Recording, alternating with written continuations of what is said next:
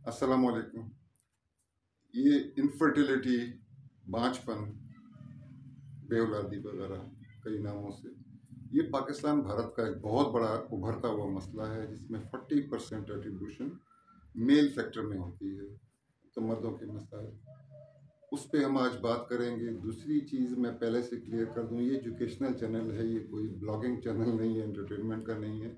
तो ये जो टॉप 5 टॉप 10 पे ये जो चीज़ें होती हैं, ये कंटेंट क्रिएटर्स ने अक्सर ये यूट्यूब पूरा सुझा के रख दिया है।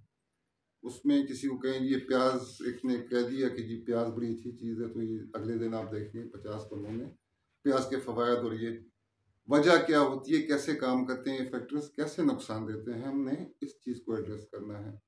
और ये जो 5 का मैंने ऊपर किसी लिस्ट लगाई हुई है, उसको नीचे से शुरू करने वाला हूँ।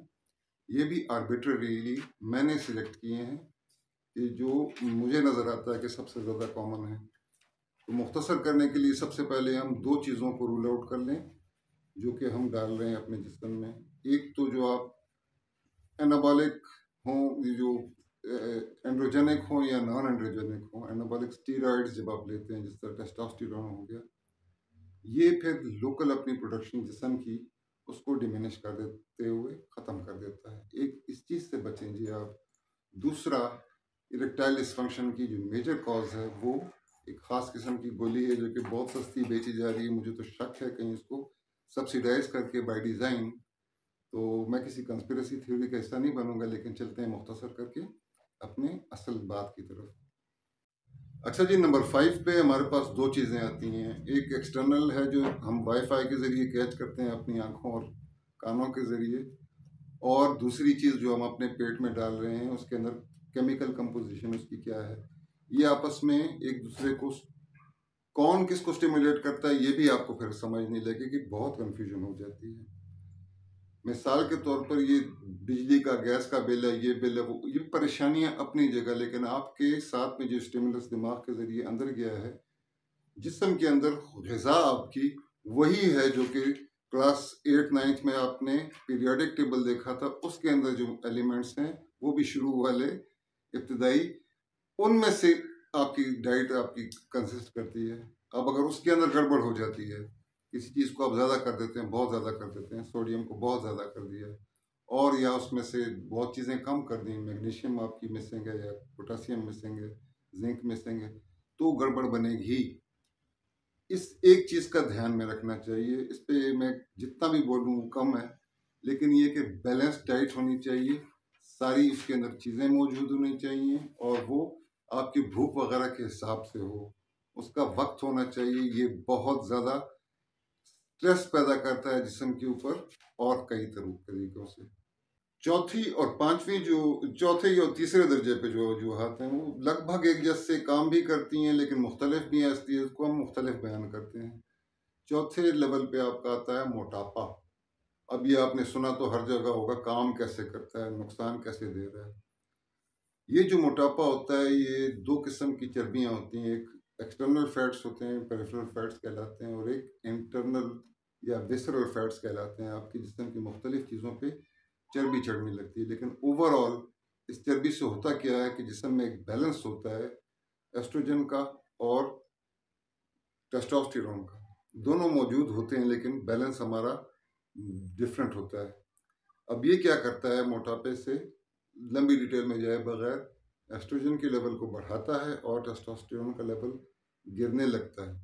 बहुत से फैक्टर्स इसके साथ और भी इन्वॉल्व हैं, लेकिन जो डायरेक्टली लिंक्ड है वो एक ये है। दूसरा ये है कि ज़्यादा हिस्से को फिर जिंक चाहिए होगा, जो कि ऑलरेडी आपकी डाइट से ऑलमोस्ट मिसिंग है। तो वो फिर कहाँ लगेगा, वो डिवाइड हो जाएगा, डाइल्यूट हो जाएगा। आपको जहाँ पे जिंक चाहिए, जिन फंक्शंस के लिए चाहिए, वहाँ पे नहीं मिलेगा। पिट्यूटरी ग्लैंड्स को नहीं मिलेगा प्रॉपर पोर्शन उसका, आपकी हाइपोथैलेमस को। ये बहुत बड़ा एक कॉम्प्लिकेटेड कहानी है, तो उसको तो हम साइड पे कर लेते हैं। तीसरी वजह पे आते हैं। बहुत से लोगों को मोटापा होता है, लेकिन वो अल्कोहल नहीं कंज्यूम करते, वजह नंबर 3 को। और बहुत से सूखे सड़े लोग होते हैं, वो अल्कोहल पी रहे हैं जी। दोनों का नेट रिजल्ट, एक तो ऑक्सीडेटिव स्ट्रेस तो बनाएगा ही बनाएगा, जिस्म में बाकी तो डिसबैलेंसेस करेगा ही करेगा, हार्मोन्स के साथ भी छेड़ेगा। लेकिन आपने एक लफ्ज़ पहले भी दोहरा चुका हूँ पिछले लेक्चर्स में, इट्स अ स्पर्मेटोज़ोन, प्लूरल ज़ोआ।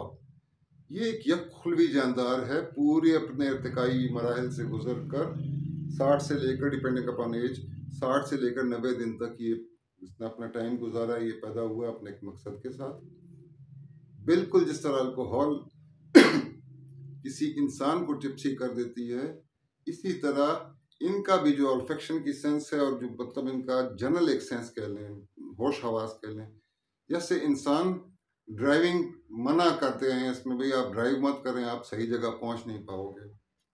ये मसला यहाँ पे अल्कोहल इस लेवल पे भी पैदा करता है, और कई चीज़ें और भी हैं। बट अल्कोहल का मेजर जो एक ड्रॉबैक है वो ये है, दूसरा ये है कि ये डिप्लीट करना शुरू कर देता है आपके ट्रेस मिनरल्स को। ट्रेस मिनरल्स की डेफिशिएंसी की वजह से फिर आपको यहाँ पे सारे वो चीज़ें नहीं मिलती, क्योंकि आयुर्वेद में ये 7वां धातु है और यूनानी के हिसाब से ये आपका चौथा दर्जा है निज़ाम का। दोनों तरफ से, अगर आप एक पेशावर से स्टेशन से चलें और कराची आपका आखिरी स्टेशन है, आखिरी आपका जो न्यूट्रिशन है वो कराची में, आप वहाँ से अगर आप चलते हैं तो आप सबसे पहले किस जगह को छोड़ेंगे? कराची को छोड़ेंगे, पेशावर की तरफ चलना शुरू करेंगे। ये फ़र्क होता है कि जब आपकी डिप्लीशन शुरू होती है, जब आपका निज़ाम कटना शुरू होता है, तो वो वहाँ से कटता है जो एंड, नहरी निज़ाम को देख लें, आम निज़ाम को देख लें, किसी भी सिस्टम में आप देखेंगे टेल एंड पे जो है आखिर में पहुंचता है। अगर सूखना शुरू हो जाए नहर तो टेल एंड से ही सूखना शुरू होती है डैम तक पहुंचने में। अच्छा जी, कॉज नंबर 2, जो कि 1 से मैं इसको अलग लगता हूँ, ताकि 1 पे हमारे पास एक बहुत ही ख़तरनाक चीज़ है। 2 पे आपके आता है जनाब अली मुख्तलिफ किस्म का स्मोक, धुआं, स्पेशली सिगरेट का धुआं। उसमें क्या होता है कि आपने जिससे पूछ सकते हैं, 4000 से ज़्यादा तो उसमें सिर्फ केमिकल्स सिर्फ सिगरेट के अपने हैं, उसके अंदर टार है। वो करते क्या है, ये ऑक्सीडेटिव स्ट्रेस होता क्या है? होता ये है कि मुख्तलिफ किस्म की कार्बन से जुड़ी हुई चीज़ें, कार्बन डाइऑक्साइड, मोनोऑक्साइड, ये एक कचरा जिस्म में जमा हो जाता है। तो अगर ये कार्बन गाड़ी की भी प्लग में जमा हो जाए तो आपको पता है गाड़ी रुक जाती है, इंसान ज़रा जब तक रुक ना जाए ये हरकतें नहीं छोड़ता। तो ये गैसों की एक्युमुलेशन शुरू हो जाती है, प्लस रिएक्टिव ऑक्सीजन स्पीशीज या रेडिकल ऑक्सीजन होता है, वो क्या करता है, सेकंड के 10,000वें हिस्से में सेल मेम्ब्रेन, ये लिपिड की बनी हुई है, तो उसको लिपिड पर ऑक्सीडेशन भी कहते हैं, इसको ऑक्सीडेटिव इंसल्ट भी कहते हैं। ये एक बहुत ज़्यादा इस्तेमाल होने वाला लफ्ज़ है। ये 10,000वें हिस्से में, और छोटा सा तो हिस्सा होता है माइक्रोस्कोपिक, उसकी सेल मेम्ब्रेन में 10,000वें हिस्से के लिए अगर बिजली दौड़ेगी तो क्या ख्याल है जनाब अली, वो बचेगा? तो एक अगर खुलिया मर जाता है, ये खुलिए की तौर पे अपनी लाइफ शुरू करता है, आगाज़ उसका, और उसके बाद अपनी पूरी शक्ल इख्तियार करता है। इर्तिका के दौरान ही अगर इसके साथ ये अमल हो जाए तो किसी हिस्से को अगर उसने मार दिया तो उससे उसकी दुम कहीं किंक पकड़ लेगी, कोई कुछ हो जाएगा। ये सारे मसले मोस्टली आपके ऑक्सीडेटिव स्ट्रेस और मेंटल स्ट्रेस। मेंटल स्ट्रेस क्या करता है, हार्मोनल इम्बैलेंस शुरू हो जाता है, कॉर्टिसोल रिलीज होती है, एक लंबा कास्केड है इसकी, क्या इतनी डिटेल में जाना आपके पास यूट्यूबरों तक ने भरा हुआ है, लेकिन आपको मैं रिकमेंड करूंगा कि रिसर्च आर्टिकल्स पढ़ा करें। चलते हैं अपने फर्स्ट इसके ऊपर। अच्छा जी, जो टॉप मोस्ट कॉज है, 3 ही हमारे पास पैरामीटर्स होते हैं, क्वांटिटी, काउंट और क्वालिटी। इन तीनों को ख़राब करने वाली एक चीज़ है, नंबर 1 पे हम उसको कहेंगे, समझ लें केमिकल्स, रिक्रिएशनल ड्रग्स कह लें, इसकी पूरी कैटेगरी डालें। मिसाल के तौर पर चर्स हो गई और आपके एंटी डिप्रेसेंट्स जो कहलाते हैं वो हो गए। अब चर्स क्या है, अगर हिकमत के हवाले से देखा जाए तो तीसरे दर्जे में गर्म और खुश्क है, वट एवर देयर फिजिकल उसके जो भी होते हैं, उसके अंदर तेल होता है, जो होता है, उसका नेट इफेक्ट ये होता है कि वो गर्म खुश्क है। उससे क्या होता है, देखने में यह है कि आपकी परफॉर्मेंस तो हो सकता है बेहतर हो, लेकिन स्पर्म क्वालिटी को वो बहुत बुरी तरह से मुतासर करता है, प्लस उनको अगेन अल्कोहल की तरह ये टिप्सी कर देता है। तो वो एक डायरेक्शन में जाने चाहिए थे, नहीं जाते। ये एस्टेब्लिश फैक्ट्स हैं। दूसरी रिक्रिएशनल ड्रग्स में आप अगेन उसको ले सकते हैं, टेस्टोस्टेरोन को लोग शौकिया लगवाते हैं, उनको पता नहीं है कर क्या रहे अपने साथ, या सिल्डेनाफिल, टेडेलाफिल एक्सेट्रा, ये ड्रग्स तबाही फैला रही हैं, बहुत बड़ी कॉज है, क्योंकि महीने 2 के अंदर आपका बेड़ा गर्क हो जाता है, ट्रस्ट में। तीसरी चीज़ है जनाब अली आपकी, अगेन उनको मैं रेक्टेशनल ही कहूँगा, हैं प्रेस्क्रिप्शन ड्रग्स लेकिन विदाउट प्रेस्क्रिप्शन पूरे पाकिस्तान में अवेलेबल हैं। वो जिस तरह बेंजोडायज़ेपिन का पूरा ग्रुप हो गया, ब्रोमाज़ेपाम से लेकर डियाज़ेपाम तक, ये चीज़ें जो हैं लोग क्यों खाते हैं, कहते हैं जी मुझे टेंशन है। क्यों है, इस पे तरफ नहीं जाते कि मैं गलत खाना खा रहा हूँ, वो क्यूमुलेट होगा, वो अंदर कचरा बनाएगा, वो दिमाग को जाएगा और वहाँ पे रिसेप्टर्स को ब्लॉक कर देगा, मैं परेशान हूँगा। तो बजाय वहाँ पे एड्रेस करने के, ये लोग क्या करते हैं जनाब अली, गोलियाँ खानी शुरू कर देते हैं। तो दिमाग में, वो एक हमारे डॉक्टर साहब हैं, वो उनका एक मकूला है कि दिमाग में 2 ही तो काम की चीज़ें हैं, टोफरा और लेक्सोटा, इन दोनों को अगर निल कर दिया जाए तो रह क्या जाएगा, रह जाएगा जी कचरा। डिप्रेस कर देंगे आपके सारे जो है ना जिस्म में, हार्मोनल डिस्बैलेंस शुरू हो जाएगा और बहुत ही बुरा फर्क पड़ेगा जिस्म पे। ये जिस्म को वाकई, अगर हिकमत के हवाले से देखा जाए तो ये सर्द खुश्क हैं, बदरजा चौथी में, चौथे दर्जे में खुश्क हैं ये। चर्स तो सिर्फ तीसरे दर्जे में खुश्क है, ये चौथे दर्जे में सर्द भी हैं और खुश्क भी हैं, तबाही कर देंगे आपकी। अब करना क्या है जनाब अली, इसका कुछ हल भी होना चाहिए।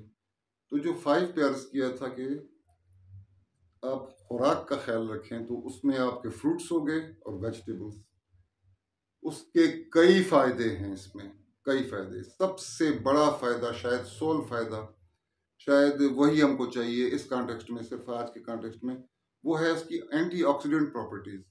जब आप सिट्रस फ्रूट्स खाते हैं, एक कैटेगरी वो हो गई, सिट्रस फ्रूट्स हो गए आपके, दूसरे फल हो गए, ये चीज़ें जो है ना ये बहुत ज़रूरी थी। सेब हो गया, दिल के लिए क्यों अच्छा है, K2 की जनरेशन होगी आपके, वो आपके हार्ट के प्लाक्स को निकालेगा, दिल को खुश रखेगा। ये सारी चीज़ें गुथी हुई हैं आपस में। अनार का रस हो गया, ये क्यों अच्छी हैं।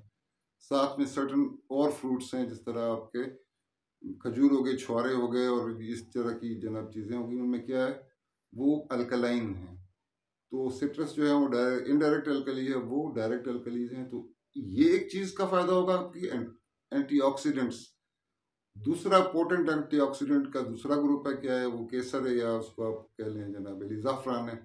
वो हम afford as a population whole नहीं कर सकते, बहुत थोड़े लोग हैं जो कि उसको खा सकते हैं रेगुलर बेसिस पे।